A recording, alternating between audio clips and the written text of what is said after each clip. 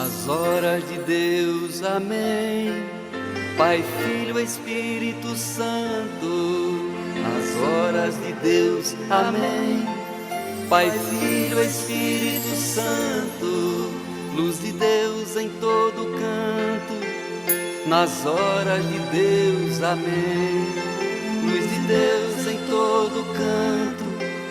Nas horas de Deus, amém. Olá, boa noite, pessoal. Sejam todos bem-vindos. Nós esperamos que estejam bem. Estamos muito felizes por nos encontrarmos hoje aqui para o nosso último dia do curso, o Serviço de Proteção às Constituições e Atribuições. Nós vamos fazer apenas relembrar, né, alguns pontos aqui para nós começarmos. Nós já falamos, mas vamos relembrar. Então, o curso está sendo gravado. Queremos lembrá-los também que todos aqueles que fizeram a sua inscrição receberão pelo correio um exemplar do livro Proteger a Infância, cujos temas foram abordados aí nestes nossos encontros, né? Também, antes de começar, queria lembrar da dinâmica de hoje. Então, alguma coisinha diferente hoje. Nós teremos 2 conferências, cada uma com a duração de 40 minutos. Ao final da segunda conferência, nós abriremos para perguntas e respostas, para um diálogo. Então, o chat será mantido fechado e será aberto um pouco antes de terminar a segunda conferência. E ali no chat vocês terão também um link para registrar a presença, né? Nós não fizemos desta forma nos outros dias, não tem problema nenhum, basta que hoje nós façamos, né? E também terá um link para uma avaliação do curso com 3 perguntas. Este link será encaminhado também depois, né? Mas se puderem já responder pelo chat, é melhor. Mas, se não, não se preocupem que vocês receberão. As perguntas também poderão ser feitas, além de escrever no chat, poderão ser feitas pessoalmente, levantando a mão, né? Então, hoje, o nosso curso tem como tema as redes sociais, a violência sexual e a violência sexual a vulneráveis, né? Mas fala de 2 aspectos importantes. O primeiro é com a primeira conferência é com o Ronald Oliveira. Ele vai tratar das redes sociais, né? Nós já vamos apresentá-lo aqui. O Ronald é um religioso salesiano de Dom Bosco, da Inspetoria Salesiana de São Paulo, é graduado em Filosofia pelo Centro Universitário Salesiano de São Paulo, né? É ator, diretor teatral, sonoplasta e iluminador, é jornalista e repórter cinematográfico pela Rede Globo de Comunicação e pós-graduado em Influência Digital, Conteúdo e Estratégia. Então, eu passo imediatamente a palavra para o nosso primeiro conferencista. Ronald, fique à vontade.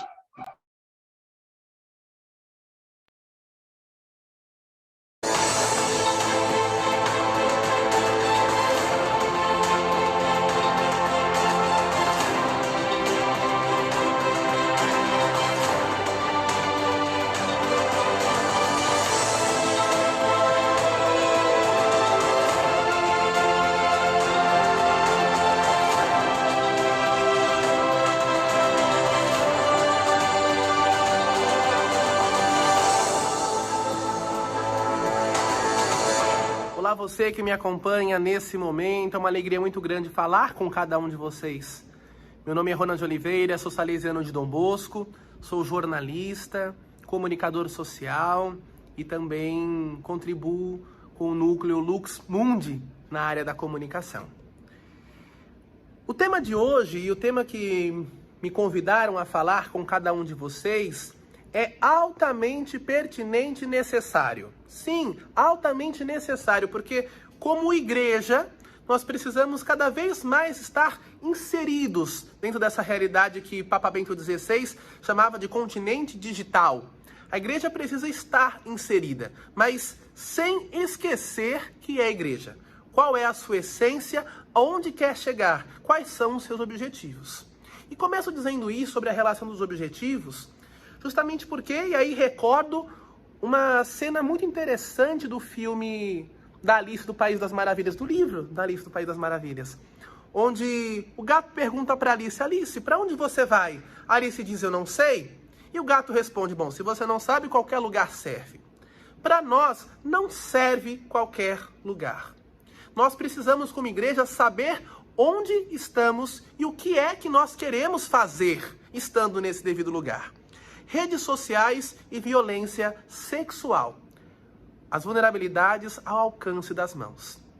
Se nós estamos cada vez mais imersos nessa realidade digital, nossos adolescentes, nossos jovens, nossas crianças estão também. E sabem muitas vezes mais do que nós. São muito mais inteligentes que nós. Basta olhar para os menores da nossa família. Basta olhar para aqueles que são mais jovens na nossa família. Eu tenho uma irmã de 4 anos, ela sabe mexer no YouTube, mexe, faz vídeo, porque faz parte da geração dela. Entretanto, a questão não entra diretamente no privar a criança, o adolescente ou o jovem de utilizar os meios, mas de saber acompanhar. Saber acompanhar. Isso é muito sério. Mas antes de falar diretamente sobre as redes sociais, sobre a questão da violência sexual, preciso falar com vocês e recolocá-los dentro da nossa realidade social. Preciso falar da nossa realidade filosófica, da nossa realidade antropológica, sociológica, o mundo em que nós estamos vivendo. Vivemos num mundo veloz, é um mundo contemporâneo, para alguns estudiosos pós-contemporâneo. E esse, claro, como todas as realidades, possuem aquilo que é muito bom, aquilo que é bom e aquilo que não é tão bom, não é? E nós precisamos saber lidar com esses 3 elementos, porque estamos inseridos nisso. Não adianta dizer que não estamos, porque estamos. Vivemos numa sociedade altamente veloz. E o sociólogo Zygmunt Bauman, ele nos recordava que a nossa sociedade ela é líquida. Ela é muito rápida, mas pouco profunda. Nós abraçamos muitas coisas, fazemos muitas coisas ao mesmo tempo.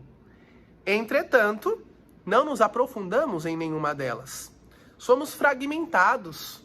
Nos especializamos em uma área e só sabemos falar dessa área. Não sabemos olhar para o lado e reconhecer que existem tantas outras e que nós podemos estar também nelas e saber ao menos o básico.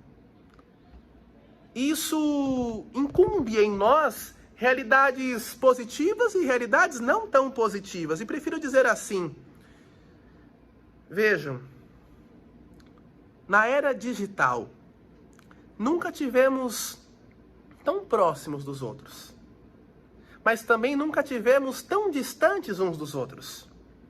Eu sei o que acontece em tempo real lá na China.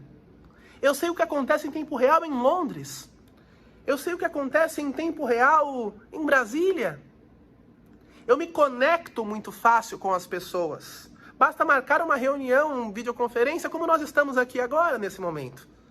É muito fácil muitas pessoas se reunirem. É muito fácil eu ter 10.000 seguidores no Instagram. É muito fácil eu ter 5.000 amigos no Facebook. Mas quantos de fato eu aprofundo nas relações? Isso é uma pergunta que nós precisamos nos fazer. E fazer também como igreja. Porque quando nós entramos nas redes sociais, nós precisamos nos perguntar se nós queremos seguidores para nós ou se nós queremos fiéis. Qual é a nossa presença como religioso? Como é a nossa presença como padre? Como é a nossa presença como bispo? Como é a nossa presença como seminarista? Como é a nossa presença como leigo cristão dentro das redes sociais? O que é que nós somos chamados a ser, senão sal da terra e luz do mundo? E muitas vezes nós vivemos assim, espécies de fragmentos, uma neurose, e chega a ser até patológico. Porque na igreja somos uma coisa, na nossa casa somos outra, nas redes sociais, outros. E aí é uma espécie estranha de esquizofrenia social, que muitas vezes nos colocamos. Porque precisamos estar inseridos no meio. Se alguém posta foto na piscina, eu preciso estar lá. Eu preciso também postar uma foto na piscina. Se eu posto uma foto sem camisa, nossa, olha, ele é musculoso. Olha a barriga dela, olha os seios dela. Como é que estão os meus? Eu preciso me organizar para isso. Então nós também corremos o risco, caríssimos irmãos e irmãs, de viver uma realidade de aparências. E a rede social nos coloca também nessa questão de ideal e não de real. E a igreja, ela corre o risco de viver também essa experiência. Religiosos e religiosas correm o risco de viver essa experiência. Leigos e leigas correm o risco de viver essa experiência. Isso é muito sério, porque diz diretamente em relação ao nosso projeto de vida. A pandemia nos forçou, não que já não fizéssemos, mas a pandemia nos forçou a estar cada vez mais inseridos no meio digital. Ou fazíamos isso, ou não sobreviveríamos, não é? Mas ela nos colocou numa realidade que nós chamamos de novo normal e que não há volta. Mas como é que nós vamos nos comportar nisso? Como é que nós vamos nos colocar e viver nessa realidade, se não como aquilo que nós abraçamos como projeto de vida, que é ser cristão? E isso a gente precisa dizer para todos, porque a todo momento nós estamos comunicando. A todo momento eu estou querendo dizer alguma coisa, mesmo em silêncio. E o que é que eu, agente de pastoral, o que é que eu, advogado, o que é que eu, médico, o que é que eu, padre, bispo, seminarista, estou comunicando? Porque sabem que muitas empresas não se interessam nem tanto mais pelos currículos escritos, mas pelas redes sociais, porque lá eu sei quem é você. Ou ao menos as aparências que você vende.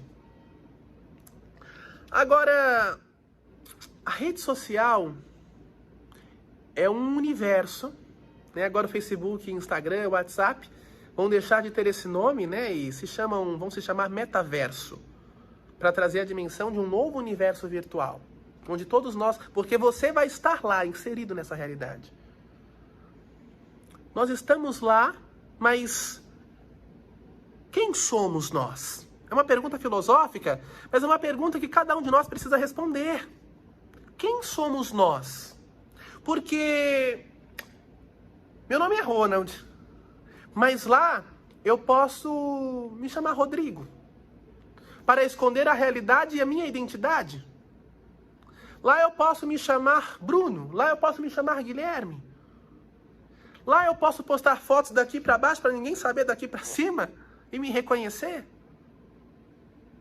Eu posso realizar ou tentar realizar os meus maiores fetiches, porque tudo está na palma da minha mão. A vulnerabilidade está ao alcance das minhas mãos. Da mesma forma que eu converso com pessoas de 80 anos, atendo pessoas de 70 anos, 60 anos, eu atendo também jovens e também quem não crianças. Agora, sabendo da minha índole e aonde eu quero chegar, eu sei qual é o meu comportamento. Porque muitos casos, caríssimos irmãos e irmãs, de violência sexual, mais de 30% dos casos de violência sexual começam pela internet. Começam pelas redes sociais. E não é proibir que as crianças, que os adolescentes, que os jovens tenham suas redes sociais. Não é isso. Mas que eles possam ser acompanhados. Acompanhados. acompanhados na era digital, no ambiente, no mundo virtual, mas também acompanhados na sua vida pessoal. Os pais não conversam muitas vezes com seus filhos, delegam isso, terceirizam esse serviço, seja a babá, sejam a escola, sejam a universidade, sejam os amigos. A igreja, ela tem um papel fundamental no acompanhamento do ser humano. E ela não tem o direito de fazer diferente. Ela não tem. Porque Papa Paulo VI, muito claro, a igreja, ela é perita em humanidade. Ela é perita no ser humano. E ela não tem o direito, caríssimos irmãos e irmãs, de fazer o contrário. Ela não tem o direito, ai, como diz a Sagrada Escritura, ai de vós que escandalizam os pequeninos. Ai de vós. Seria muito bonito se disséssemos, vinde a mim, todas as criancinhas, e dizer isso sem olhares tortos. Sem olhares tortos. Sem zombarias. Sem risadinhas. Eu me escandalizo toda vez que vejo algum caso de violência sexual por um sacerdote, por um religioso. Isso é exposto na mídia. Porque isso é exposto na mídia não como o padre que caiu, mas como a igreja que faz. Olha como é que se comunica. Não é o padre que fez errado. Não é a irmã que fez errado. É a igreja. E aí, não é o padre pedófilo. São os padres pedófilos. A massa entende assim. Nós estamos num curso como esse, não para nos formarmos, mas para nos educarmos.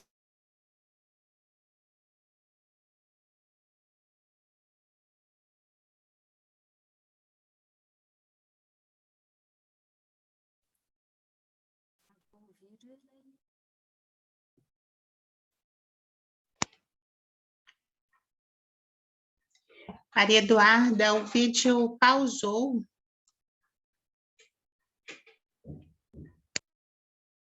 Um instante.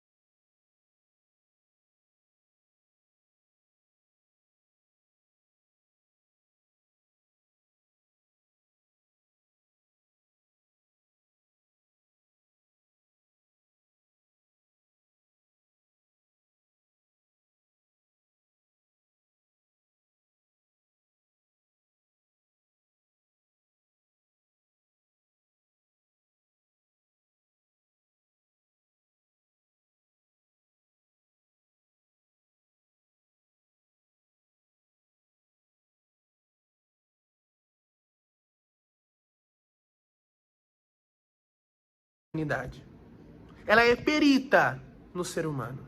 E ela não tem o direito, caríssimos irmãos e irmãs, de fazer o contrário. Ela não tem o direito, ai, como diz a Sagrada Escritura, ai de vós que escandalizam os pequeninos. Ai de vós. Seria muito bonito se disséssemos, vinde a mim, todas as criancinhas, e dizer isso sem olhares tortos. Sem olhares tortos. Sem zombarias, sem risadinhas.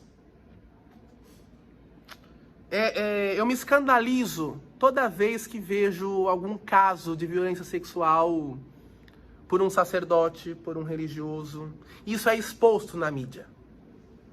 Porque isso é exposto na mídia não como o padre que caiu, mas como a igreja que faz. Olha como é que se comunica. Não é o padre que fez errado. Não é a irmã que fez errado. É a igreja. E aí, não é o padre pedófilo, são os padres pedófilos.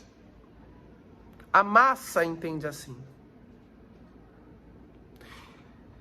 Nós estamos num curso como esse, não para nos formarmos, mas para nos educarmos e para sermos profetas. Profetas na vida e profetas nas redes sociais. Sermos, de fato, acompanhadores. O cristão é aquele que sabe acompanhar, porque tem a vida em comunidade, compreende a comunidade como um lugar propício de salvação e de convivência. É escandaloso, a gente está vendo casos aí, não é? Na televisão, nos jornais. Como é que nós nos comportamos como cristãos? A gente vê a questão das fotos, porque enquanto está comigo, é meu. Eu sou proprietário, eu sou senhor. Mas quando eu posto, quando eu envio, eu me torno escravo. Eu me torno escravo. E nós precisamos pensar sobre isso.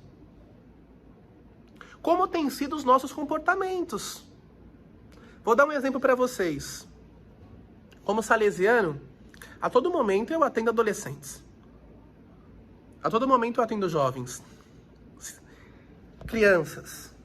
Mas nas redes sociais, quando eu vou atender um adolescente que seja menor de 18 anos, antes de começar qualquer conversa, né, sobretudo de vídeo, essas coisas assim, porque eu preciso conversar, sou salesiano, eu peço para chamar os pais, ou um responsável. Olha, eu estou conversando com seu filho, eu estou conversando com a sua filha, meu nome é Ronald, sou salesiano, e o assunto é esse, esse e esse. Não porque me dá segurança, mas porque isso, além de me dar autonomia no trabalho, isso me faz ser claro com as duas partes. E o que nos faz pecar muitas vezes é que nós não somos claros, por mais que nós tenhamos boas intenções. Porque a comunicação, não existe esse ditado, entendam bem. Se ele não entendeu, paciência, eu quis dizer isso. Isso não é comunicação. A comunicação é quando eu digo e o outro entende. Se o outro não conseguiu compreender o que eu disse, não houve comunicação. Se eu falo inglês contigo que não compreende o inglês, não houve comunicação, porque você não me entendeu. E às vezes falta isso. Falta isso. E quando na formação, dentro da vida religiosa, no seminário, seja o nome que, né, nas casas de formação, nos seminários diocesanos, nós não fazemos um bom acompanhamento, porque o sacerdote, o religioso, a religiosa, precisa ser, por excelência, o homem e a mulher da afetividade. Nós não somos estéreis. Nós não somos estéreis. Porque caso fôssemos, não podíamos sequer ser religiosos e religiosas, sacerdotes, bispos. Não poderíamos. Porque precisa da nossa vida transbordar vida. Precisa da nossa vida transbordar abundância. Precisa da nossa vida, como diz João capítulo 15, a questão dos ramos. Precisa dar fruto. Caso contrário, nós estamos no lugar errado. E aí, quando nós não compreendemos ou não sabemos lidar bem com a nossa afetividade, a nossa sexualidade, nós não falamos sobre isso, isso pode ser um problema mais cedo ou mais tarde. Porque nós somos seres humanos. Nós lidamos também com as nossas carências.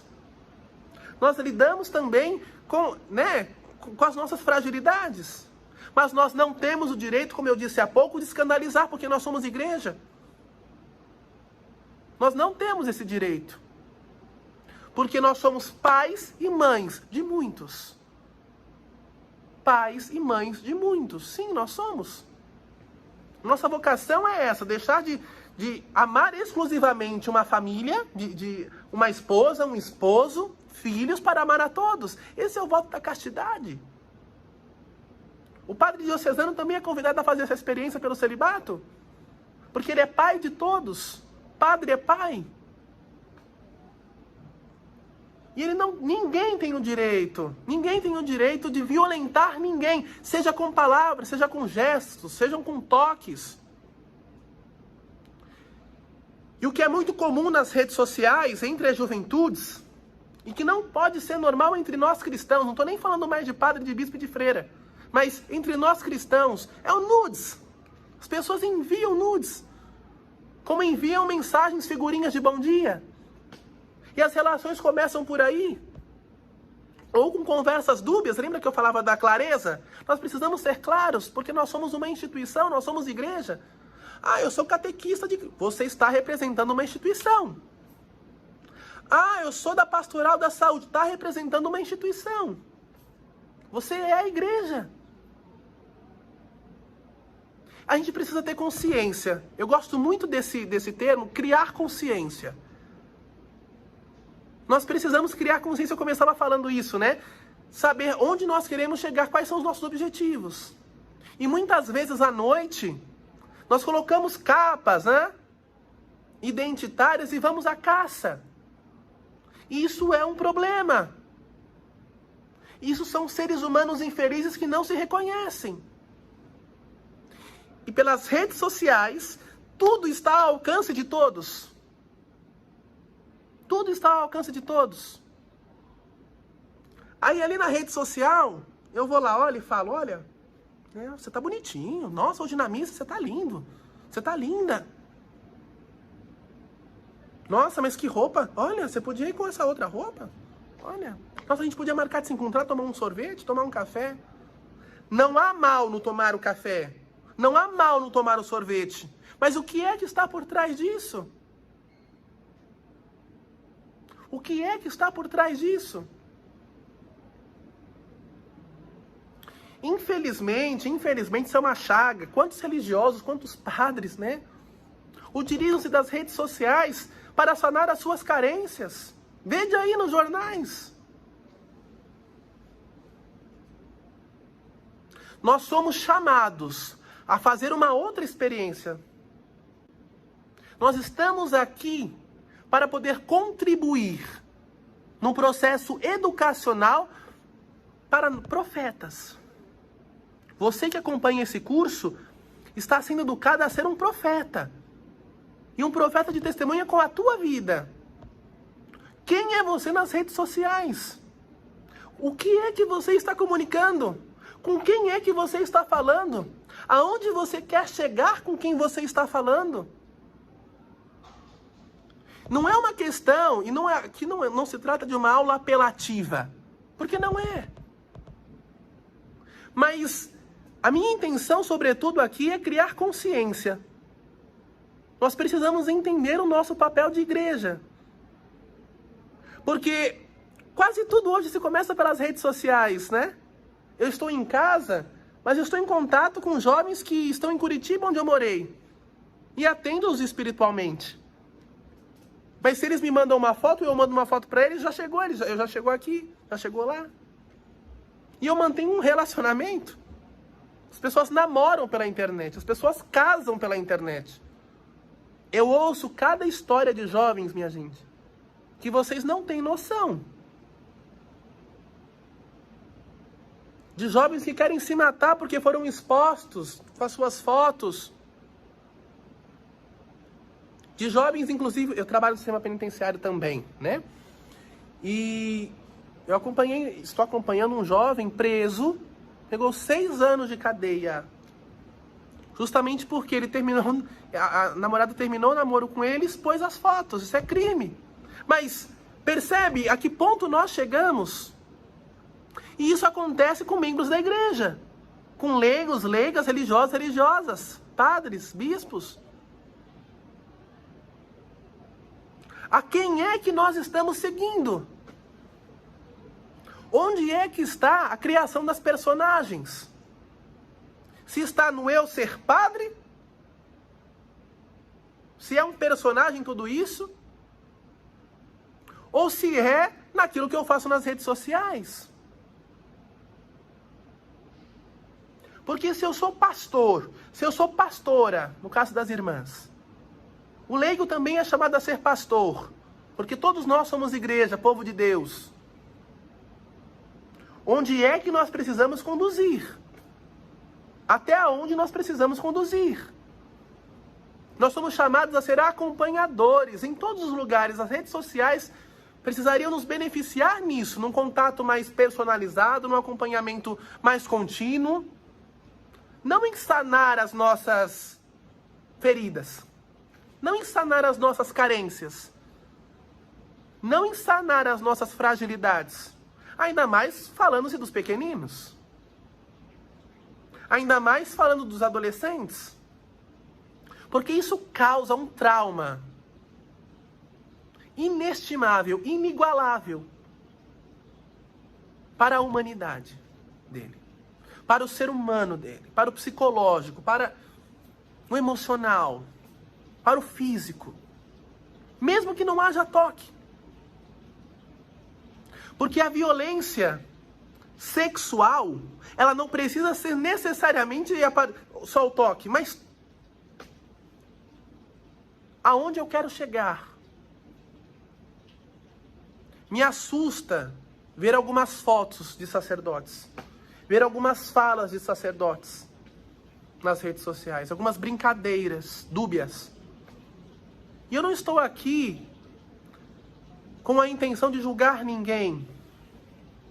Eu não estou aqui apontando o dedo a ninguém, que você fez certo ou fez errado. Mas a pergunta que eu preciso sempre fazer: quem é você e aonde você quer chegar? A quem você quer levar? Porque Dom Bosco, fundador dos Salesianos, é muito claro. Ele dizia assim: ninguém vai para o céu ou para o inferno sozinho. A gente sempre leva uma multidão de gente com a gente. Aonde nós queremos chegar? Volto a dizer, os nudes, sabe, o WhatsApp tem aquela ferramenta de você mandar uma foto e é só aparecer uma única vez. E a pessoa acha que está seguríssima ali. No Instagram tem a mesma coisa, da bombinha. Você manda na bombinha, a pessoa viu e explodiu a foto. Você acha que a pessoa não vai conseguir capturar aquilo ali. Captura. Captura. E aí, às vezes, nós colocamos a nossa vocação em xeque, a nossa vocação no lixo, em nome de um momento, de um prazer. E de um prazer ilegal quando se trata de crianças, adolescentes e vulneráveis. Não. Precisamos nos resolver como seres humanos.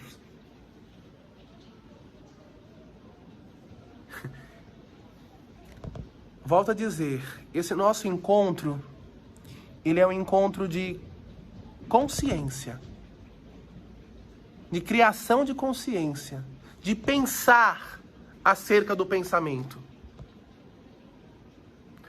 Muitas relações, mais de 30% das violências sexuais começam no ambiente digital. Com falinhas ali, com falinhas aqui, com diálogos ali, depois com uma fotinho ali. E aí depois, marca se te encontrar um lugar. Religiosas com perfis no Tinder. Para quem não sabe, o Tinder é um aplicativo de relacionamentos, né? Eu marco de me encontrar com a pessoa, né? Com perfis fakes no Instagram para poder aliciar pessoas. Menininhos, menininhas. Não. Catequistas de crisma, catequistas de primeira Eucaristia, pastoral do menor. Não, nós não temos esse direito como igreja. Não temos esse direito. O que é que os nossos filhos, as nossas filhas estão fazendo na internet, nas redes sociais hoje?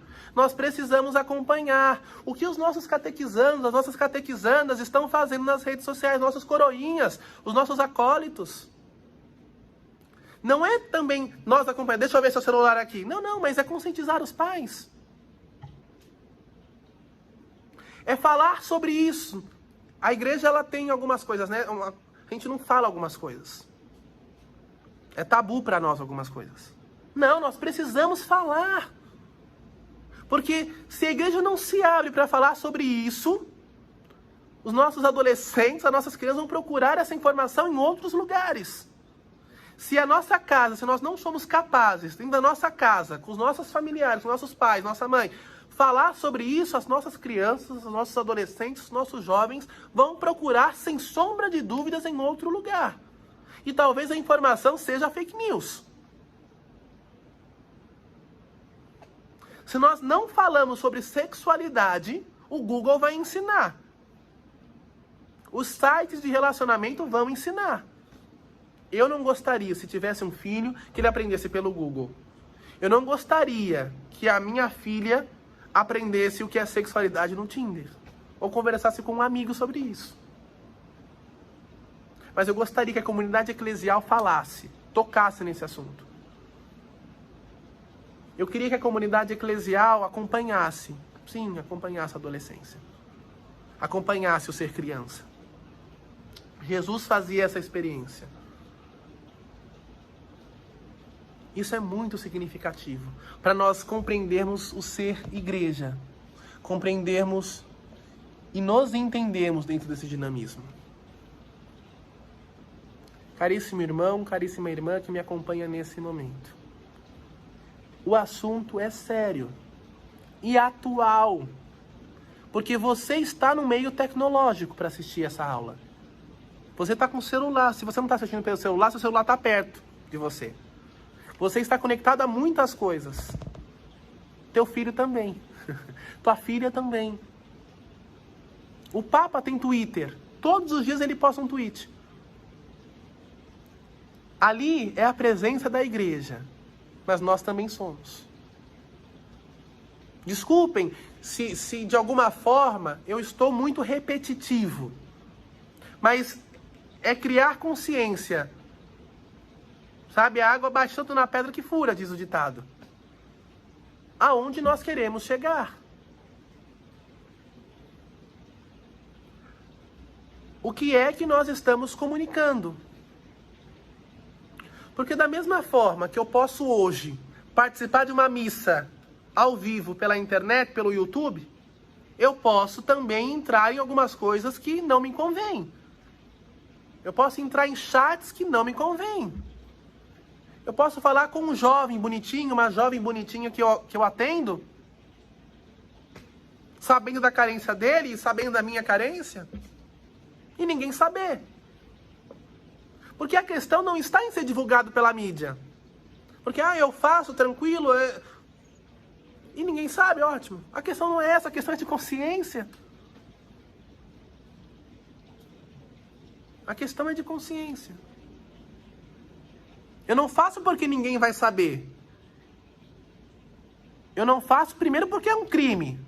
E depois porque eu abracei um projeto de vida que difere dessas ações. Eu tenho um perfil no Instagram. Eu tenho um perfil no Twitter. Eu tenho um perfil no YouTube. Eu tenho um perfil no Facebook. Para que é que serve? Eu utilizo disso para quê? Um jovem, ele entra no meu perfil, uma criança entra no meu perfil. O que é que ele vai encontrar lá? O que é que vai comunicar a ele? Porque as vulnerabilidades estão nas nossas mãos. E a igreja não está isenta. A igreja não está isenta. Nós precisamos ser sinal de vida. Nós precisamos ser sinal de profetismo, de nova civilização, a do amor. Como nos recorda tantos documentos da igreja. Leigos, leigas, padres, religiosos, religiosas, bispos, papa.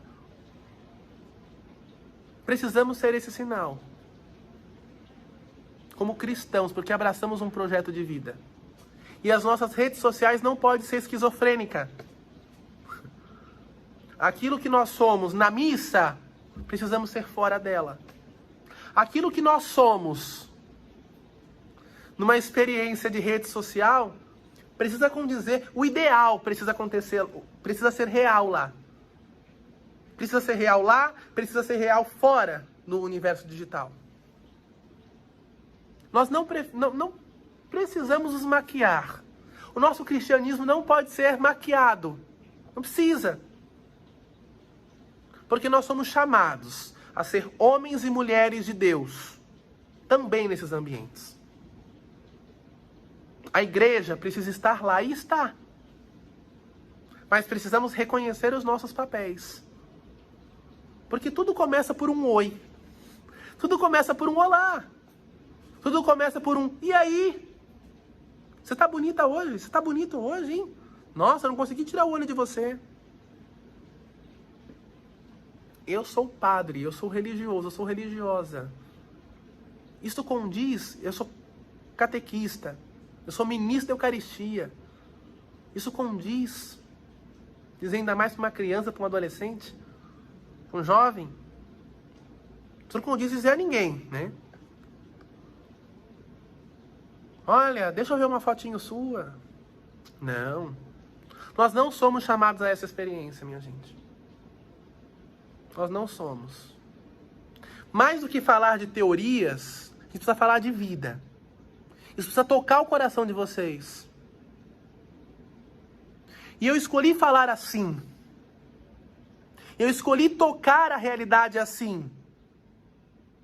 Porque é a nossa vida. Nós estamos cada vez mais inseridos nessa realidade de...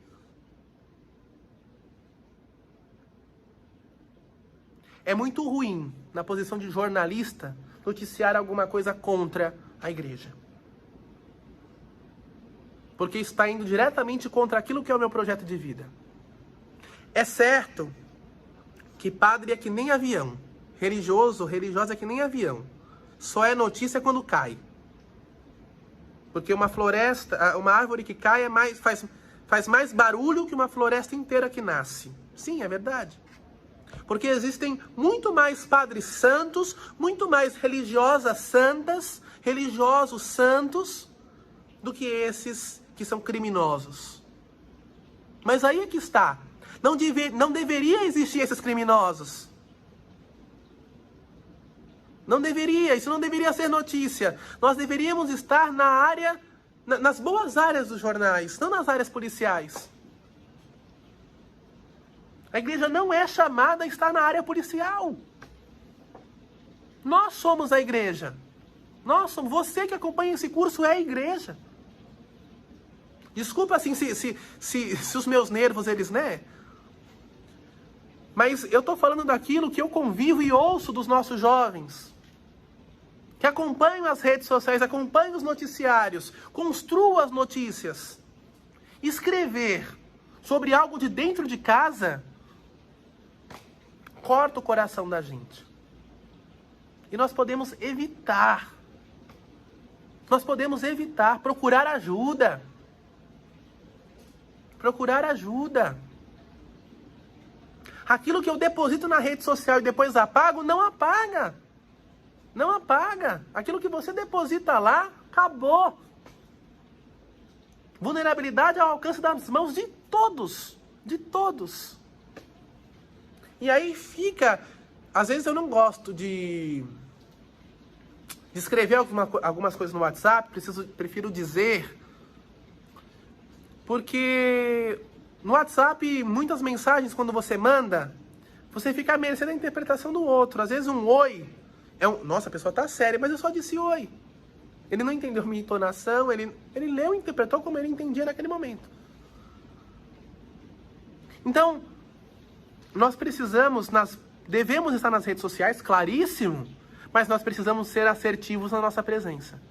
Ela precisa ser significativa? Sim, significativa, mas assertiva. Assertiva. A violência sexual começa nas redes sociais. Sim, começa. Meu Deus, com uma foto, com um vídeo. Nossa, liga a câmera aí, vamos fazer um ao vivo aqui? Desculpem assim, se estou sendo um pouco chulo, né? Mas precisa escandalizar mesmo. A gente precisa olhar com mais atenção para isso, por isso precisa acompanhar. A gente precisa dizer sobre, falar sobre isso com as nossas crianças, com os nossos jovens, com os nossos adolescentes, olhar as nossas posturas, nos compreendermos. Aqueles que são vocacionados à vida religiosa, olhar aquilo que compreende a nossa vocação, de ministros do sagrado, agentes do sagrado. Você é leigo, você é leiga, é agente do sagrado também. Representamos uma instituição igreja, representamos o Cristo. Não escandalizemos os nossos pequeninos. Ao contrário, o acolhamos. O acolhamos. O que é que nós podemos fazer hoje para sermos presença efetiva, significativa, melhorar a nossa comunicação? O que é que o outro está entendendo de mim? O que é que eu posto? A gente precisa se policiar. Isso não é, nossa, ele está me privando do que eu posto nas redes sociais agora? Não. Isso é liberdade. Isso é liberdade, porque você escolheu um projeto de vida de ser cristão, não é? Na radicalidade. Ou como casado, ou como solteiro, mas você escolheu um projeto de vida. E o que é que convisa esse projeto? A gente precisa se perguntar sobre isso, minha gente. Porque no final da vida nós vamos ser cobrados. Não por Deus, mas pela nossa própria consciência. A nossa consciência vai nos cobrar muita coisa. E como eu disse lá no início, quando um padre e uma irmã cai, não é o padre e a irmã que caiu, é a igreja. São os padres pedófilos. Olha a mensagem dos padres. Olha o que eles mandam para nossas crianças. Não. Foi um padre.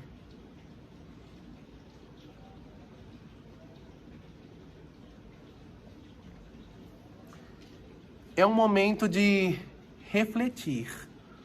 É um momento de nos compreendermos, nos entendermos. Eu termino a aula de hoje com a mesma frase que eu comecei. Para onde você vai? Alice, o gato pergunta para Alice. Alice responde, eu não sei. Se você não sabe, qualquer lugar serve. Para nós não pode servir qualquer lugar. Nós precisamos, nas redes sociais, saber onde queremos chegar. E não pode ser por meio da violência sexual, mas sim pelo profetismo, pela unidade, pela eclesialidade e, sobretudo, levando ao Cristo Jesus. Caríssimo irmão, caríssima irmã, muito obrigado.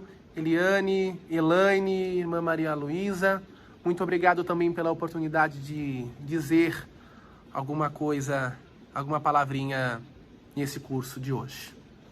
A vocês rezo, a vocês de alguma forma acompanho, me coloco à disposição, né? Nos meus e-mails, o núcleo possui meus e-mails, meu telefone, né? Estamos juntos no enfrentamento desse mal, dessa chaga que hoje a igreja carrega. Mas certamente, se entendermos que isso é uma luta nossa, não é minha, não é dos padres, não é dos bispos, é nossa, como igreja, isso tudo há de acabar. Fiquem com Deus, um grande abraço a todos.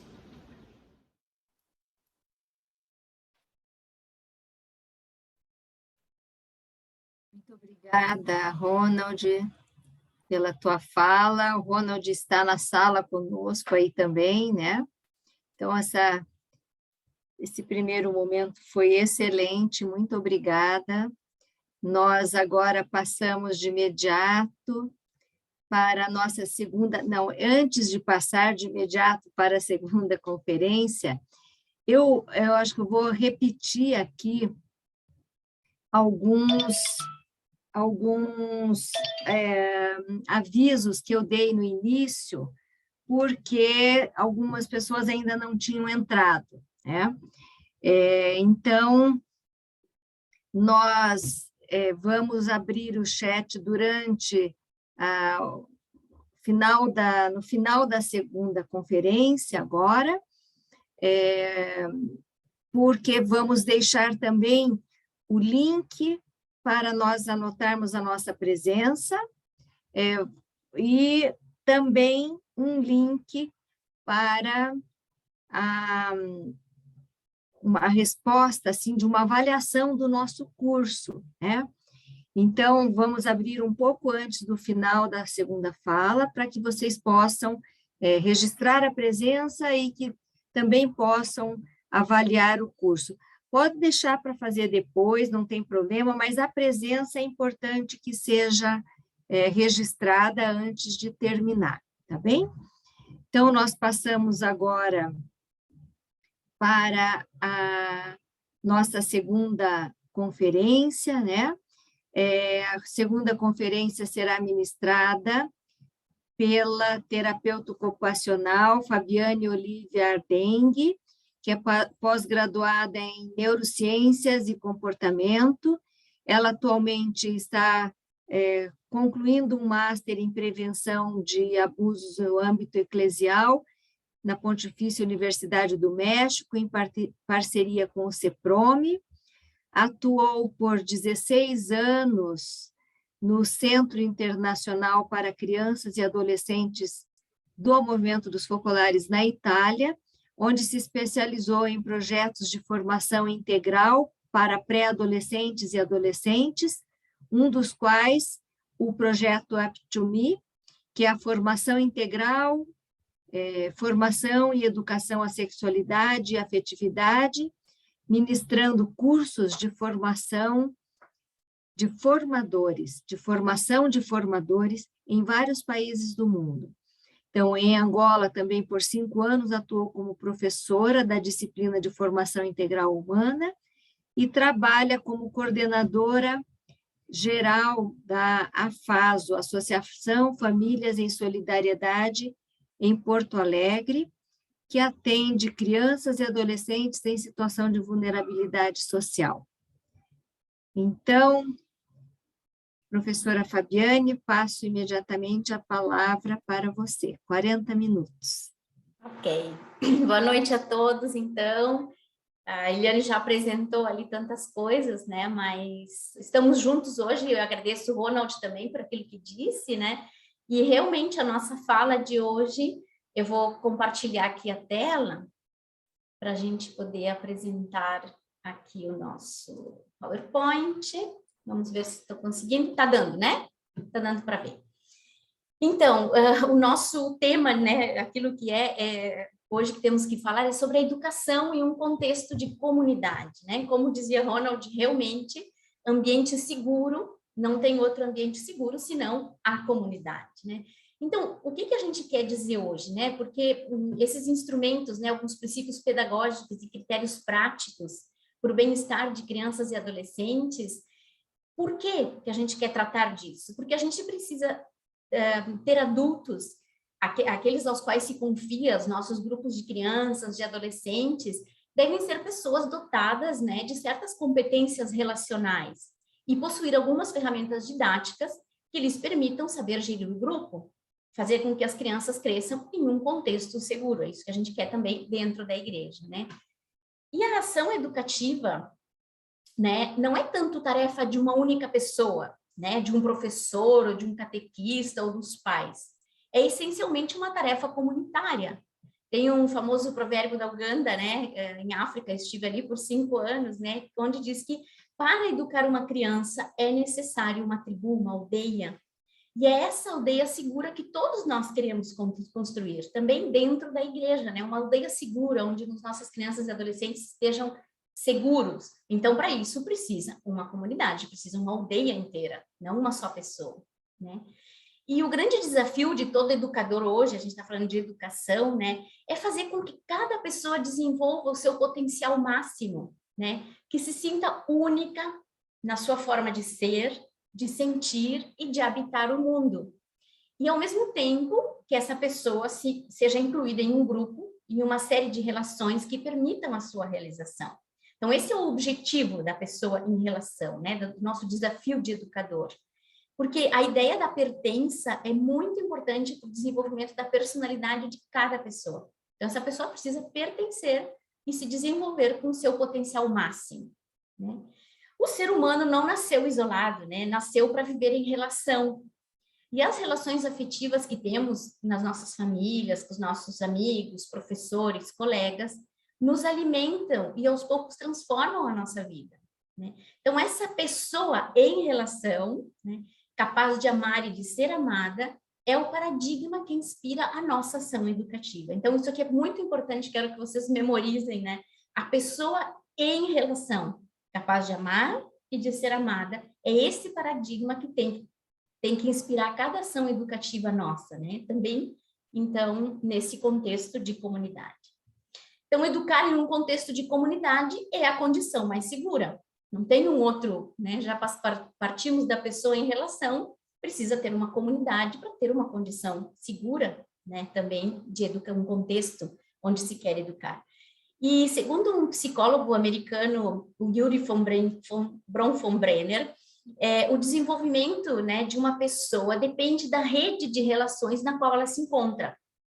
Então, o seu estudo apresenta uma das teorias mais emergentes e aceitas agora na psicologia evolucionista atual, né?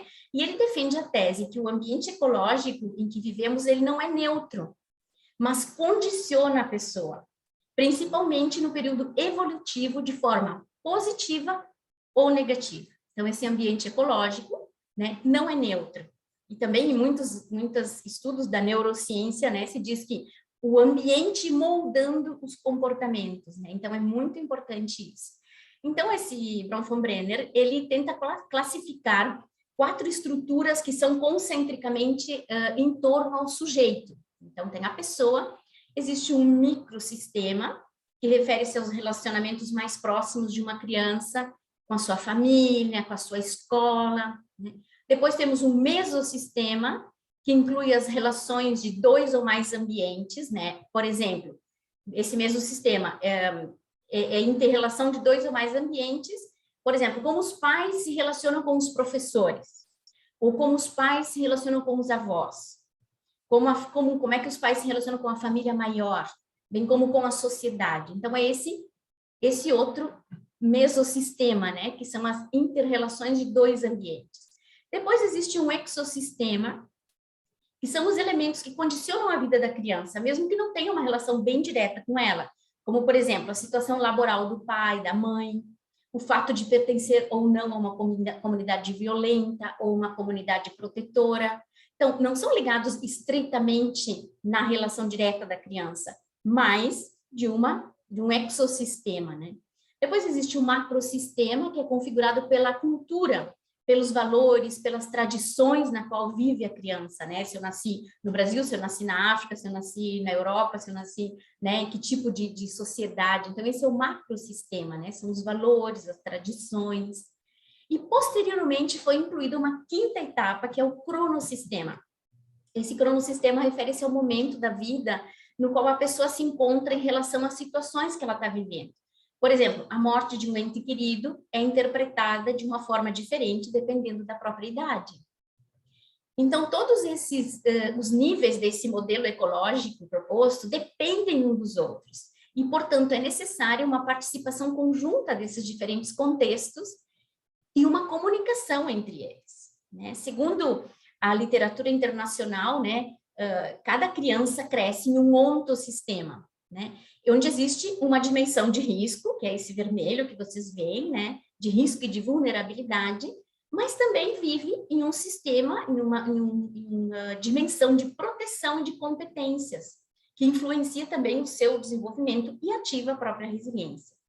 Então, qual é a tarefa do educador em todo esse nosso sistema ecológico aqui, né? A tarefa do educador é ativar aquelas condições, aqueles ambientes positivos capazes de promover o desenvolvimento saudável da criança, reduzindo os efeitos das circunstâncias negativas, né? Os fatores de proteção, como defesa, funcionam como defesa, né? E podem modificar e melhorar a resposta das pessoas aos perigos que encontram, né? Alguns desses fatores podem ser, por exemplo, como vocês veem ali, o apoio escolar, o grupo de pares saudáveis, faz parte dessa categoria verde de proteção, né? A coesão da vizinhança, as atividades esportivas, o grupo de catecismo, bem como também as políticas públicas, a proteção de leis, a valorização dos direitos das crianças, né? Então, tudo isso aqui são fatores que funcionam como defesa àqueles riscos e perigos que eles encontram, né? Essa dimensão de proteção ajuda para ativar a resiliência das crianças em relação àquele produto de vulnerabilidade que eles seriam levados a ter, né? A ser uma resposta vulnerável, ao invés, se a gente ajuda com essa dimensão protetiva, a uma resposta de resiliência. E uma atividade privilegiada para ativar a resiliência é realmente a adolescência, né? Nessa fase, existe uma interligação muito estreita entre todos os âmbitos educativos. E se um desses âmbitos educativos, né, apresenta uma situação de vulnerabilidade, foi demonstrado que tem uma outra área que pode intervir como um fator de proteção. Por exemplo, um adolescente pode ter uma família disfuncional, mas tem um educador de referência fora da família. E esse pode reduzir os efeitos das circunstâncias negativas, né, ativando uma boa capacidade de resiliência e de cura. Por isso é importante construir redes, né, entre os diferentes âmbitos educativos, porque só assim a gente vai conseguir ativar essa resiliência, né? E considerando essa teoria, a tarefa do educador qual é que é? É promover o desenvolvimento saudável e integral, né, da pessoa dentro de uma rede de relações, em uma comunidade protetora. Então, o que a gente entende por uma comunidade protetora, né? Poderíamos definir comunidade protetora como uma rede de alianças, onde cada um se sente responsável por dar uma contribuição como um presente para os outros, onde se constroem laços positivos, de respeito recíproco, né? Então, por exemplo, a família, a escola, a paróquia, a sociedade esportiva, os grupos juvenis, são realidades que precisam uns dos outros e precisam que trabalhem em sinergia, né? Deste modo, a comunidade pode realmente ser um recurso fundamental de proteção e um espaço de educação integral. Aqui é que está, né? A gente tem que... a comunidade tem que ser um recurso fundamental de proteção e um espaço de educação integral. Porque, como diz, né, dizia já Paulo Freire, ninguém educa ninguém e ninguém se educa sozinho. Os homens se educam entre si com a mediação do mundo. Isso é muito importante, né? Só com uma comunidade protetora, né, podemos ter esses espaços de educação integral. Né? Então, a gente fala da capacidade de resiliência, né, que está presente no ser humano e que pode ser fomentada através de um encontro com um adulto de referência. Se vocês já escutaram falar, né, da resiliência. Agora não vou entrar no mérito do que é a resiliência, depois vocês procurem, né? Mas seria todos aqueles fatores negativos que existem, existe uma força positiva, que pode ser um encontro com um adulto de referência, que saiba construir relações de confiança com essas crianças e promovem essa resiliência na própria pessoa. Mas precisamos ter habilidades para a gente construir uma relação educativa significativa, né? Então, a gente tem que se perguntar, né, que essa resiliência que está presente em cada ser humano, ela pode ser ativada com o encontro de um adulto de referência. Então, nós também temos que nos perguntar, será que eu sou um deles? Será que eu sou um adulto de referência que ativa a resiliência das crianças, dos adolescentes, das pessoas vulneráveis que estão ao meu redor? Será que eu fui um desses ou posso ser? E também pensemos na nossa vida passada, né? Eu sempre gosto de pensar, tem muitas pessoas que eu me lembro que foram referência para mim, fora da minha família mesmo, e que talvez eu teria levado a minha vida por um outro, mas tive um encontro com aquela pessoa de referência, aquele adulto de referência que me mostrou uma outra dimensão, e eu consegui dar alguns passos na minha vida importantes dependendo daquilo, né? Então, importante a gente ter esse olhar, né? Então, a gente fala de habilidades. Quais são essas habilidades que a gente precisa ter, que a gente quer dar para os nossos adultos, para que tenha uma relação educativa que ative a resiliência nas crianças e adolescentes? Então, vou apontar aqui alguns pontos, né, que a gente poderia colocar 1000 pontos ali, mas vamos pegar por exemplo, o que um adulto precisa ter para com uma criança, né? Ter um olhar transparente, incondicionalmente amigável. O que significa isso? Um olhar que nunca julga, que não domina, que não quer possuir, não quer manipular a criança, né? Um olhar que não discrimina, que aceita a diferença do outro e ama assim como ele é, que se relaciona com cada criança, né? Porque como dizia Chiara Lubick também, né, que a alma não tem idade. Então, a criança, ela é um Jesus em potencial, né? A alma não tem idade daquela criança. Então, tem que olhar para ela com um olhar transparente. Ela vai crescer, mas ela já é uma pessoa, né? Depois tem esse acompanhar cada criança no seu projeto de vida. Olha que ser pai, educador e catequista, tudo aquilo que a gente quiser colocar aqui acarreta muita responsabilidade, né? E requer um aprendizado contínuo com cada criança, né? Para que cada criança possa expressar o seu pleno potencial, Então, aquilo que falava também, né, antes o Ronald, né, que esse projeto de vida, então a gente tem que acompanhar, e dizer que a igreja tem tem que ser aquele que acompanha, e é verdade, acompanhar cada criança no seu projeto de vida, né? Pois uma coisa importante é se saber escutar com empatia, e não apenas com simpatia ou compaixão. E nem sempre somos capazes de conectar, né, de nos conectar com as crianças quando elas vêm nos comunicar as emoções, principalmente aquelas negativas, né, emoções negativas. E a gente mostrar apenas simpatia ou compaixão faz com que elas se distanciem da gente, porque elas sentem que a gente não os compreende totalmente, né? E, no entanto, quando a gente mostra empatia, eles se sentem ouvidos, se sentem compreendidos também nos fracassos, nas preocupações, né? Às vezes os adolescentes vêm nos colocar isso. E, embora às vezes a gente não encontre uma solução para aquilo que está nos falando aquele adolescente ou aquela criança, mas igualmente a gente tem que ter consciência que esse espaço de escuta que a gente pode oferecer a eles tem um significado único para a cura, né? É incrível como isso funciona. E agora a gente não tem tempo, mas depois eu vou ter um tempinho para colocar no chat um videozinho muito interessante sobre essa escuta, né? Essa escuta ativa. E é um vídeo que é uma sátira, praticamente, porque mostra um que escuta com muita simpatia, mas nada de empatia, né? É muito satirizado, assim, é muito carregado, que a gente acho que nunca ia fazer uma coisa como eles fazem ali nesse videozinho, mas mostra muito bem que não adianta ter só simpatia ou compaixão por uma pessoa, tu precisa escutar com empatia. Depois eu deixo no chat. Fabiane, sim? Desculpa, os slides não estão passando. É assim mesmo. É assim eu tô mesmo, só comentando. Né? Okay. Estou comentando cada ponto desses aqui. É assim mesmo, só comento, não tenho escrito ali daquilo que eu estou falando assim, mas espero que dê para acompanhar, né? Que é essa saber escutar com empatia e não só com simpatia e compaixão.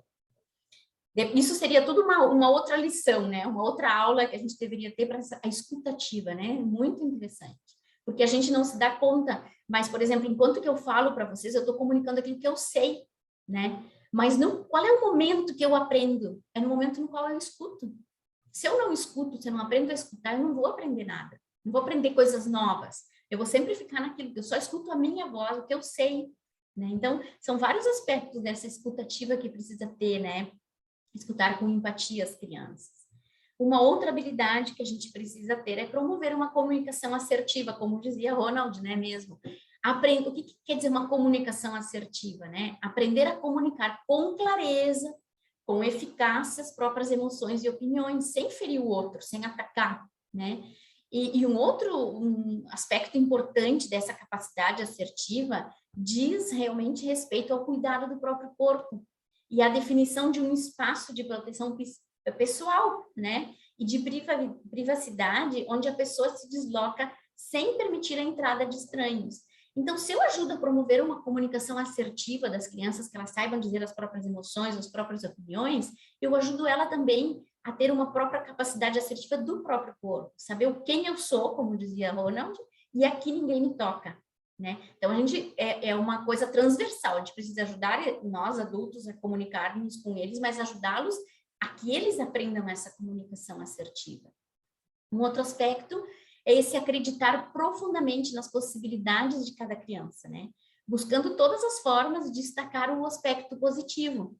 Porque cada criança, cada adolescente possui uma habilidade que o torna único e diferente, né? E que a gente precisa valorizá-los.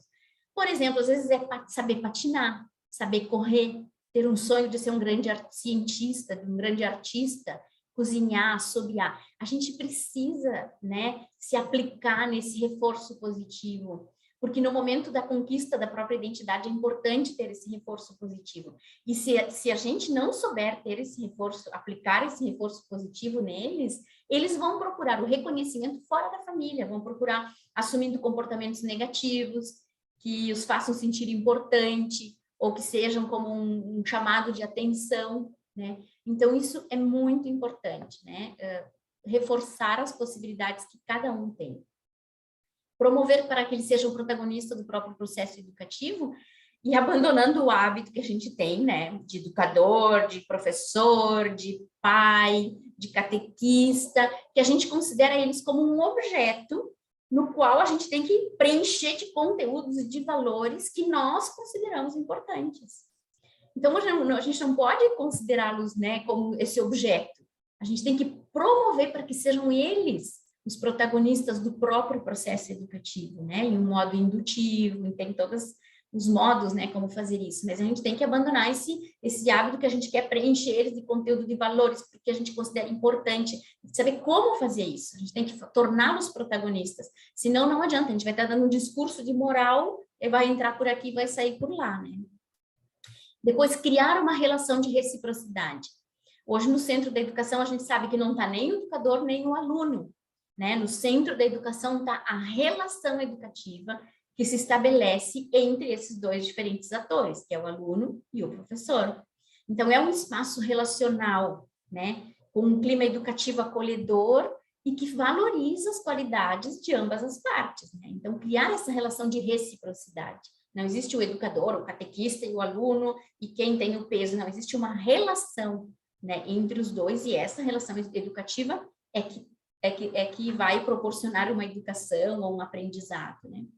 Pois precisamos gerar um clima de inclusão e de empatia para com todos, né, superando os conflitos e as barreiras, porque cada criança poderá olhar para o outro coetâneo como um ser respeitável, mesmo que pertença a uma outra realidade étnica, né, social ou religiosa, se ele já tiver passado pela experiência de ser aceita, de ser amado, sem discriminação. Então, se eu não tiver uma inclusão, né, não tenho um clima de inclusão e de empatia nas minhas encontros, catequese, escola, aulas, eu não vou passar isso para eles não vão se sentir amados e respeitados, e aí vai ter a intolerância, a discriminação, né? Priorizar o testemunho. Então, é a primeira forma de educar, né? Não adianta a gente se esforçar para instruir, para corrigir, né? Mas a gente precisa viver plenamente aquilo que a gente pede para as crianças. Então, se eu peço para eles serem sinceros, obedecer, ter paciência, ter perdão, eles precisam ver essas qualidades, essas virtudes nos educadores, que são os modelos a serem observados, ou nos pais, ou no catequista, né? Depois precisa fazer em modo que eles se sintam parte de uma comunidade para reconstruir o pacto educativo que tanto fala o Papa Francisco, né?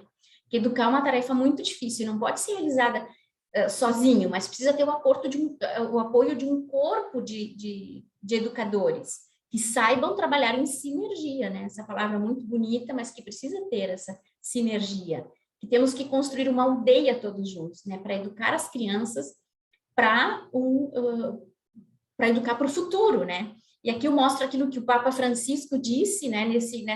Vocês podem procurar também quando ele falou do pacto educativo, e que nós não vamos mudar o mundo, diz o Papa Francisco, mas sim mudar a educação, porque tem algo que está totalmente desarmonizado, é o pacto educativo que existe entre a família, a escola, a pátria e a cultura. Está quebrado, muito quebrado, e não dá para colar.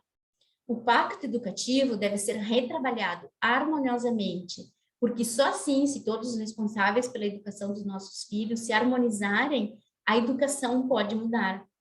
E aqui a gente pode até mudar as palavras do Papa Francisco para nós, da igreja, né? Só através desse pacto educativo. Se todos nós responsáveis pela catequese, pela pastoral, por o serviço de escuta nas dioceses, né? Nos harmonizarmos, aí sim, a educação, aí sim a proteção das nossas crianças, né, contra os abusos é que pode funcionar. Tá? Então, até aqui, falamos sobre essas habilidades, né, que precisa ter um educador, né, e dentro desse pacto educativo que todos nós, educar uma criança precisa de uma aldeia, né. E agora, se a gente fala quando a gente fala de abusos de crianças e adolescentes, né, pensamos nessa Declaração Universal dos Direitos Humanos, né, que diz que a pessoa possui dimensões biológicas, psicológicas, sociais, culturais e espirituais, né? Tudo isso na Declaração Universal sobre Bioética e Direitos Humanos. Então, se a gente pensa isso, né, nessa consideração, implica um conceito de saúde. Saúde não é somente ausência de doença. Se está doente e não se é um doente.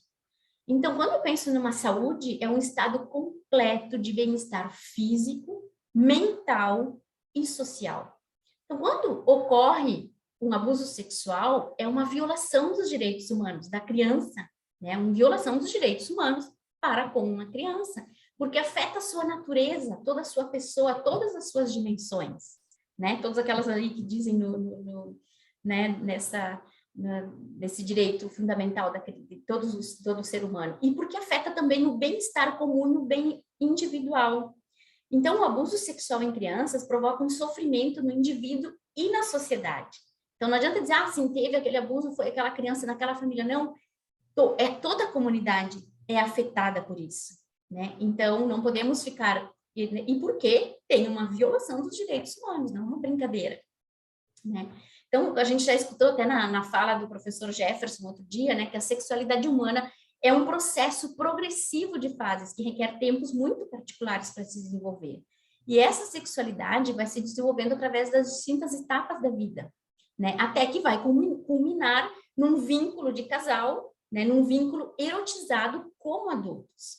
Então, quando o agressor sexual impõe um comportamento que não tem nada a ver com o momento histórico, né, com o momento do desenvolvimento psicobiológico, psicoafetivo da criança. Por isso é uma violação dos direitos humanos e do direito de ter uma integridade sexual e de ter um crescimento harmonioso da própria sexualidade.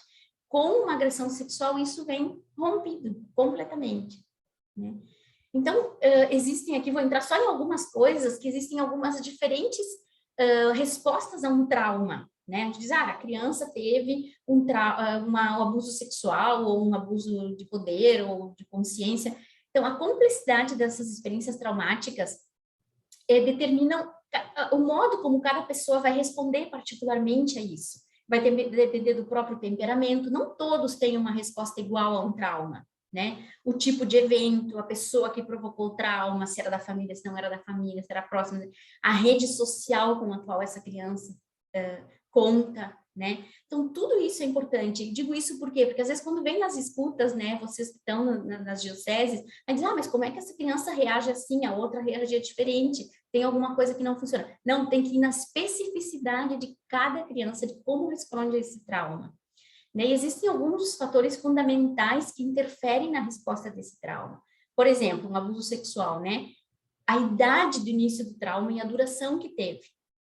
O valor que a criança tem do perigo. Às vezes são crianças que não foram ensinadas a reconhecer o próprio perigo, a essa assertividade, né, de saber ser assertivo, de saber dizer sim, dizer não, saber que existem, né? A proteção e segurança da família e da comunidade. Pode ser que não tenha uma família protetora, uma comunidade, uma vizinhança que protege.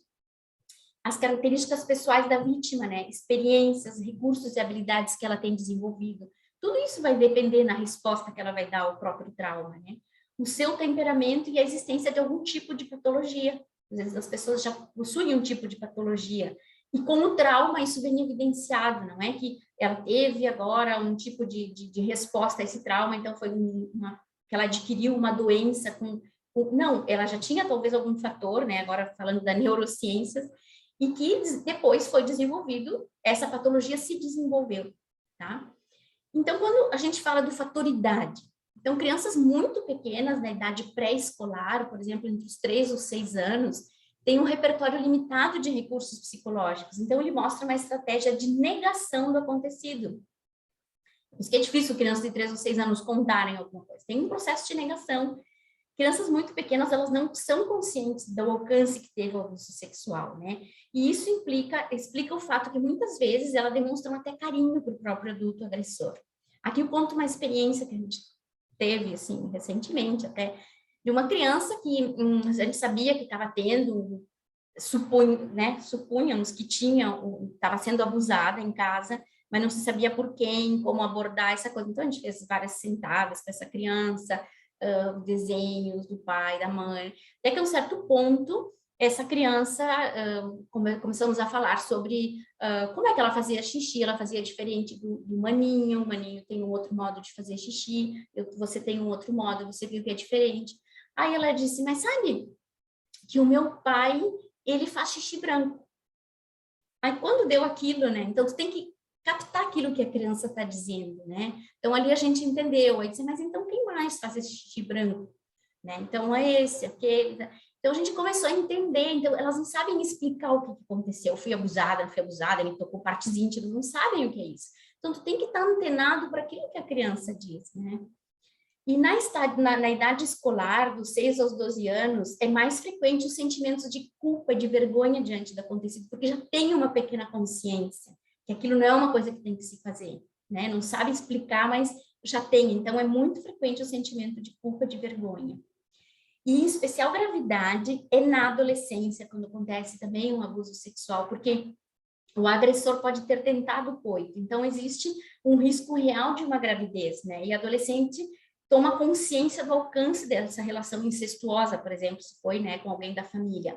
E também pode ter sido estimulada sexualmente, pode ter até gostado, em algum modo, né? Porque se nós somos estimulados sexualmente, a gente tem uma resposta àquela atividade, né, sexual. Então, ela pode ter sentido alguma, então se sente uma culpa incrível, essas adolescentes, né? E não é raro que eles fujam de casa, que iniciam o processo de uso de drogas, prostituição, gravidez indesejadas, né? E algumas mensagens destrutivas que têm a ver, né, vinculadas ao comportamento sexual, quando a gente diz, vem não a gente, mas os pais ou algum professor que não sabe como lidar com a coisa, pode destruir a pessoa, porque talvez venha te contar uma coisa e tu diz, mas tu que provocaste, porque olha como tu te veste, menina, tem que te vestir melhor, tu é assim, ou tu é sujo mesmo, já sabia, isso é culpa tua, porque tu fica provocando. Então, a criança vai se responsabilizando por esse abuso sofrido com vergonha e se sente culpado, uma autoestima baixa, se sente diferente dos outros de forma negativa, né?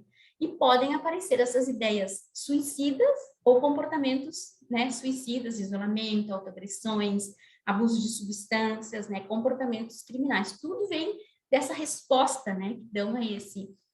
E também tem aqui uma particular, né, que a gente tem que cuidar muito, é porque como a gente responsabiliza muito os adolescentes pelos abusos sofridos, faz em modo que os adolescentes, que os adultos prestem menos apoio a esse. Com uma criança pequenininha, né? E com um adolescente, às vezes, por essas frases que se dizem, se presta menos apoio. Porque diz, não, isso aqui já é grandinho, isso aqui vai passar, tu vai ver que com o tempo isso passa, tu vai te acostumar, isso aqui faz parte da vida, né?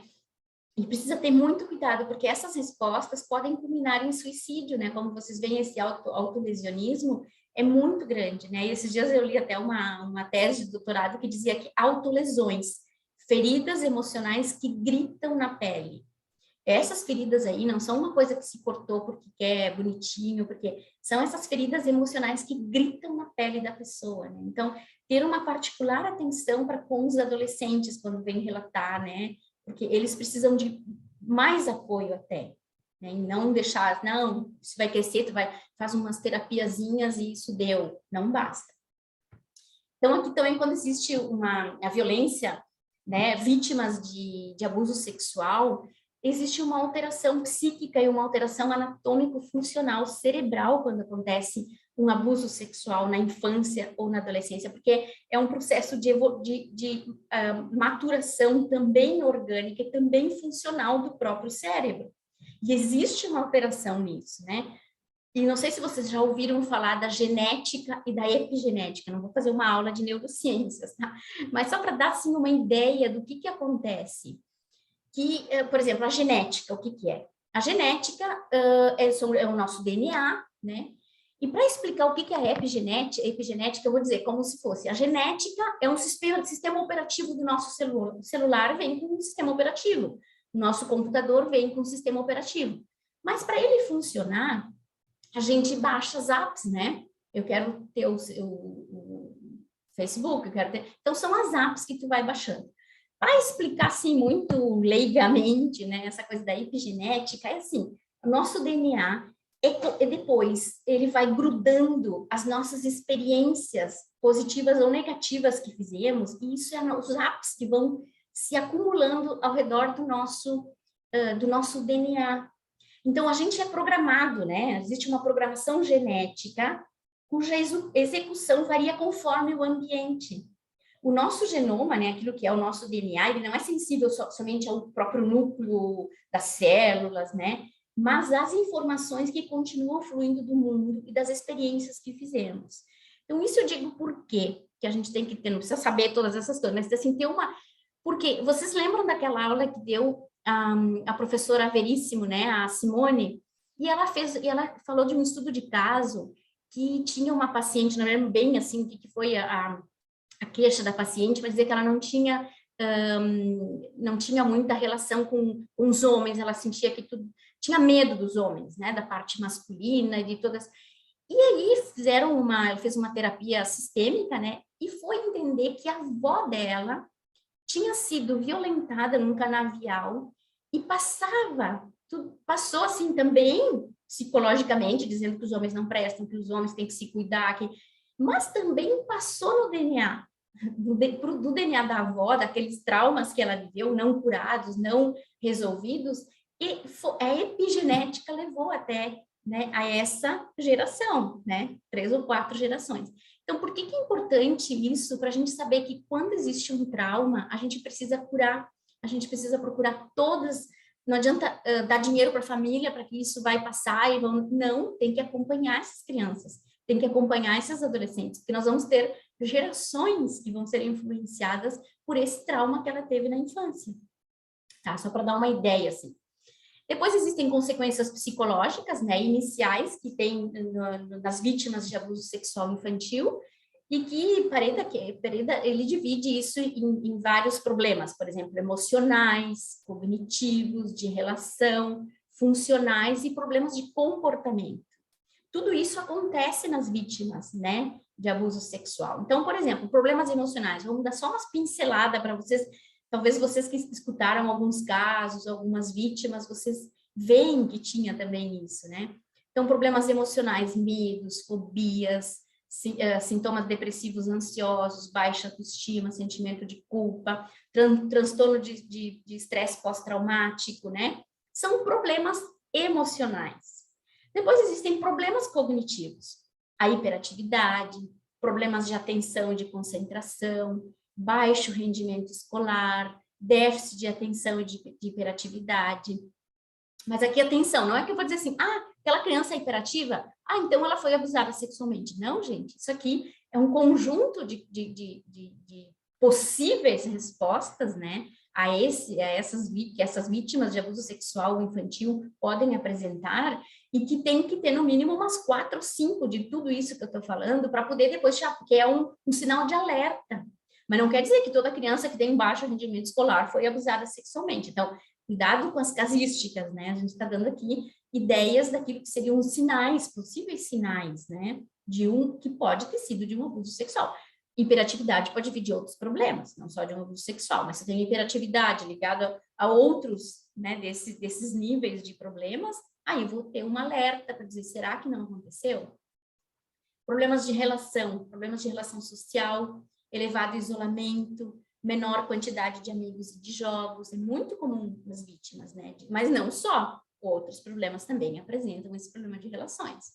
Problemas funcionais, né, de sono, problema de esfíncteres, transtorno da alimentação, queixas somáticas, né? Uma criança que se queixa de dor de cabeça, ou tem uma coisa muito séria, né, no cérebro que tem que investigar, ou então é uma queixa somática, porque uma criança estruturalmente, funcionalmente, o cérebro né, a fisiologia da criança não é feita para ter uma dor de cabeça. Então, tem alguma outra coisa ali, ou tem um problema realmente sério, funcional, né, que tem um motivo, tem uma causa, ou então é uma queixa somática, então precisa ter atenção, né. Problemas de comportamento, às vezes um comportamento sexualizado que não é conforme a própria idade, né, ou uma conformidade compulsiva, sempre de sim para tudo, uma conformidade compulsiva, ou um comportamento disruptivo e antissocial, né? Então, tem essas duas formas, né? Que pode ser uma pessoa que fique apática com uma conformidade compulsiva, ou então antissocial, disruptivo, né? Tudo isso pode ser também uma... E então, eu aqui queria só falar, por último, dessa síndrome da acomodação, né? Do abuso sexual infantil, que explica por que, né, o abuso sexual infantil pode chegar a durar anos, sem ser percebido por ninguém, E por que as vítimas podem guardar o segredo durante 20 anos sem nunca falar, né? Isso aqui é uma coisa, assim, muito interessante, porque... Por que a gente vai entender isso? Mas por que não disse? Por que não falou? Né? Então, eu vou falar bem rapidamente isso aqui, ele detalha, né, em essa sequência de comportamentos que costumam se ver nas vítimas de abuso sexual, né, que é assim, a fase do segredo. Fase do segredo por quê? Porque o abusador, ele sempre vai, ele diz, é entre eu e você, isso que tem que ser um segredo entre nós dois, né? Eu vou te dar alguma coisa, é a fase do segredo, entra nessa fase do segredo a criança. Depois tem uma falta de proteção. Ela não se sente protegida pela mãe, a mãe não se dá conta, o pai não se dá conta, ou o educador não se dá conta, ou o diretor da escola não se dá conta, né? Não, então é uma falta, existe essa falta de proteção, essa fase. Depois uma fase do aprisionamento da acomodação. Tem autores que comparam o abuso sexual infantil a quando uma pessoa é raptada. Num rapto, a pessoa ela é aprisionada, né? E a um certo ponto tem essas coisas de acomodação, eu não vou ficar quieta, porque senão me matam, né? E a mesma coisa, essa fase do aprisionamento e da acomodação que entra a vítima, né, do abuso sexual infantil, é que ela fica assim, ela se sente, ela tá prisioneira, ela não tem o que fazer. Então, às vezes, se acomoda naquela situação, porque não tem o que fazer, né? E depois tem a fase da revelação tardia e não convincente, que muitas vezes acontece. A criança tenta dizer e não é acolhido, diz assim, tu que tá inventando, é coisa da tua cabeça. Ou então ele conta de maneira que não é tão convincente e se faz a revitimização daquela criança, né, desse ato. E depois tem a fase da retratação, diz, tá bom, tentei falar, a mãe não me escutou, o pai não me escutou, o professor não quer nem saber de mim, a minha irmã disse que isso é normal, então retrato aquilo que eu disse. E continua no aprisionamento e na acomodação. Então, por isso que essa síndrome da acomodação, né, na fase das crianças que são abusadas sexualmente, é normal. Então, por isso que muitos abusos a gente vem saber depois de 20 anos, porque a pessoa depois consegue olhar para isso de uma forma diferente, já está adulta, já consegue olhar de um outro modo, né? Ou saiu daquele aprisionamento, né? Daquela acomodação.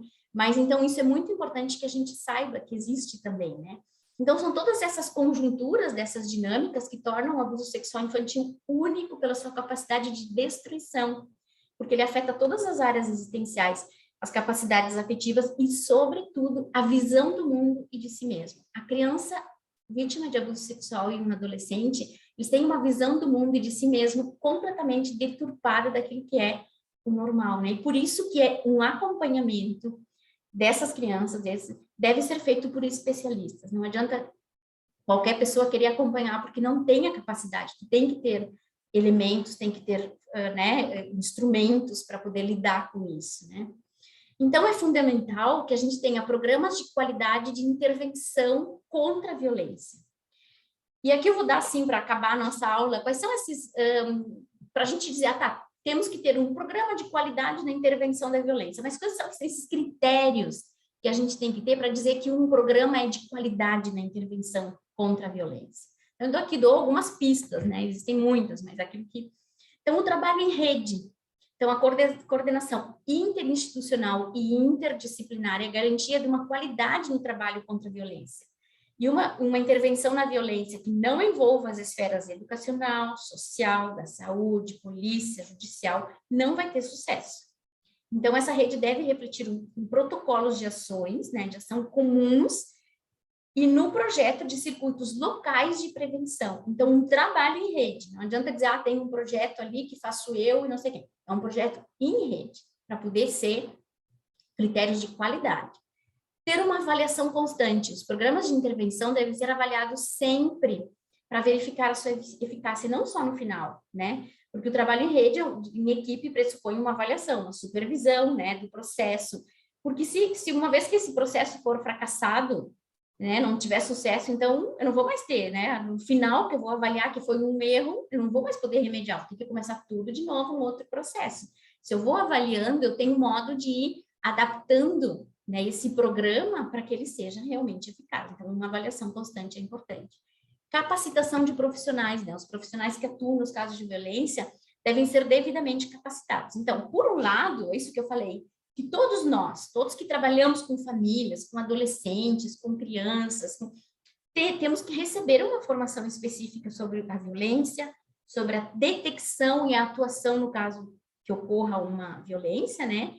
E conhecimentos do protocolos de ação e dos envolvimentos nos circuitos de prevenção.